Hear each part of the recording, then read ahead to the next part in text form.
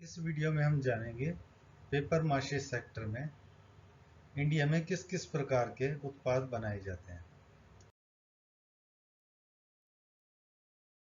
Paper माशे एक ऐसी कला है जिसमें कागज के टुकड़ों को या उसकी लुगदी को इस्तेमाल करके विभिन्न प्रकार के उत्पाद बनाए जाते हैं।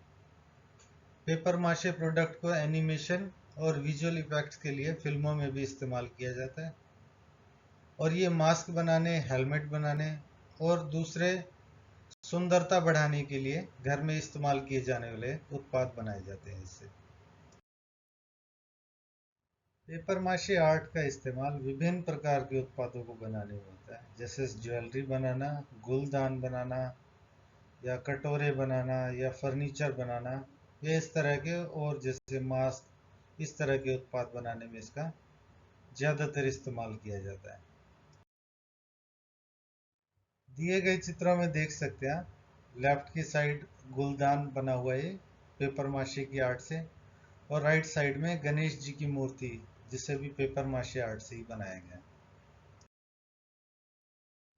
सजावट के साथ साथ पेपर माशे आर्ट का इस्तेमाल मिलिट्री ने भी 1945 में, जब वर्ल्ड वार 2 था, उस समय किया था।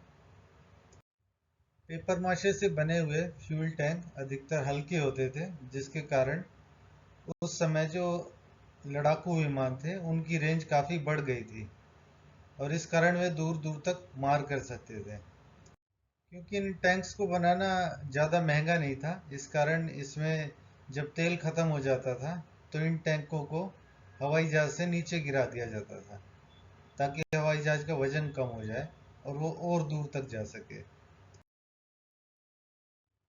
पेपर माशे से बनी इंसानों की तरह दिखने वाली मूर्तियों का इस्तेमाल स्नाइपर्स और दूसरे दुश्मनों को भ्रम फैलाने के लिए इस्तेमाल किया जाता था, ताकि स्नाइपर्स की पोजीशन पता लग सके।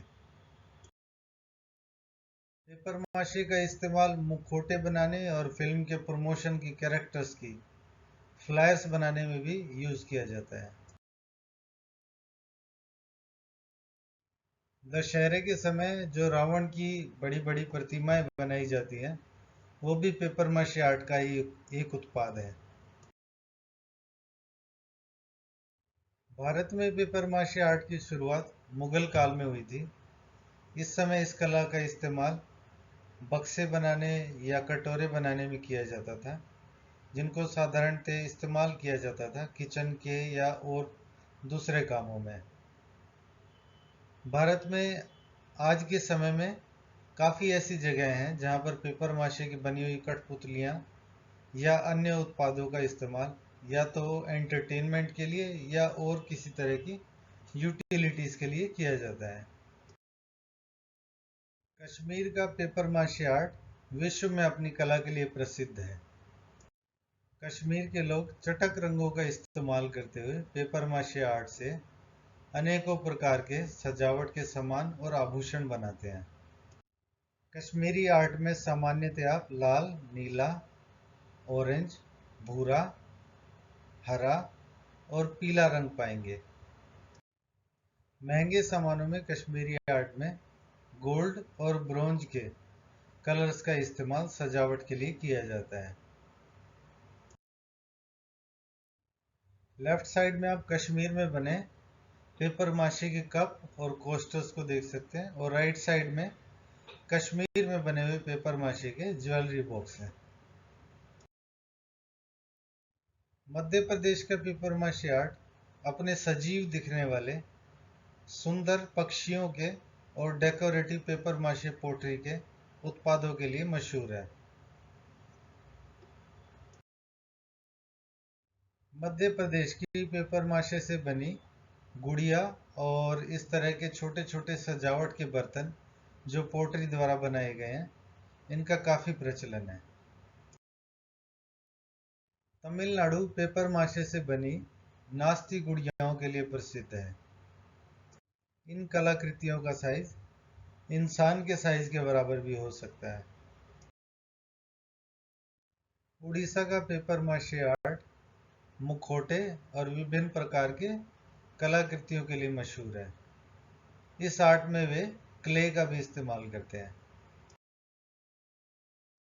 मथुरा की सांझी कला में पेपर को कैंची से काटकर कृष्ण की, भगवान श्री कृष्ण की स्टोरियां दर्शाई जाती हैं। यह कला सांझी नाम से प्रसिद्ध है। राजस्थान में जयपुर पेपर माशी आर्ट का केंद्र है। राजस्थानी पेपर माशी आर्ट में विभिन्न प्रकार के जानवर और पक्षियों को दर्शाया जाता है। राजस्थान के बनस्थली में बने कागज के कटोरे भी प्रख्यात हैं। पारंपरिक हाथ की कढ़ाई में विभिन्न प्रकार की सुइयों और धागों का उपयोग करके हाथ से कपड़े पर विभिन्न प्रकार के डिजाइन बनाए जाते हैं। पारंपरिक हाथ कढ़ाई में हम फुलकारी, हाथ की कढ़ाई में विभिन्न प्रकार की जैसी विभिन्न कढ़ाइयों का उपयोग के लिए विभिन्न कपड़ों, हाथ से कपड़े पर विभिन्न प्रकार के डिजाइन बनाए जाते हैं। पारंपरिक हाथ कढ़ाई में हम फुलकारी, हाथ की कढ़ाई में विभिन्न प्रकार की जैसी विभिन्न कढ़ाइयों का उपयोग के लिए विभिन्न कपड़ों, हाथ से कपड़े पर विभिन्न प्रकार के डिजाइन बनाए जाते हैं।